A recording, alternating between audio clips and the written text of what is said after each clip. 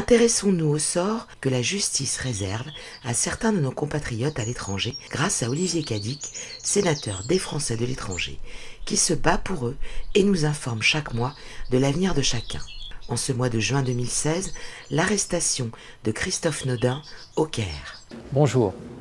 Le mois dernier, lors du premier numéro de Alerte Protection Diplomatique, je vous avais parlé de Renaud Messonnier, qui avait été incarcéré au Népal pour une histoire de faux billets.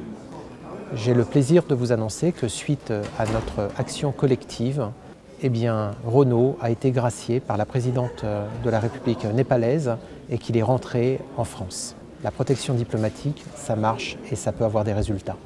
Aujourd'hui, je vais vous parler de Christophe Naudin.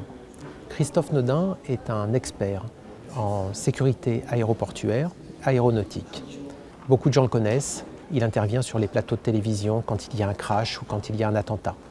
Christophe Naudin, dans le cadre de son travail, était au Caire le 4 février, quand il a été arrêté. Il a appelé mon bureau.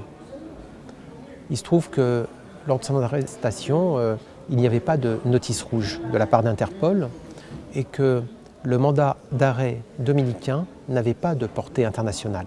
Les deux chefs d'inculpation qui figuraient sur ce mandat d'arrêt traitent des êtres humains et trafic de migrants relevaient de la Convention de Palerme. En fait, ça n'avait rien à voir avec ce pourquoi Christophe était recherché, éventuellement par la République dominicaine.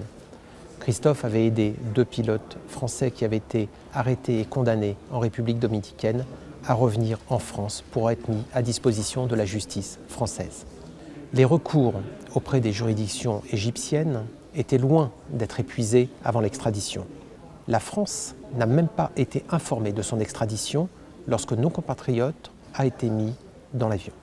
Il est impératif que pour que notre protection diplomatique puisse s'exercer, que notre compatriote, lorsqu'il est arrêté et qu'il y a un litige entre deux pays, puisse être sécurisé, mis dans un pays tiers, comme par exemple les Pays-Bas, à La Haye, ou en Suisse, à Genève, et que l'on puisse vérifier la réalité de la demande lorsqu'un de nos compatriotes est inquiété par un pays étranger. C'est notre demande, c'est en ce sens-là que nous recherchons à mettre en place une nouvelle forme de protection diplomatique, Alerte Protection Diplomatique.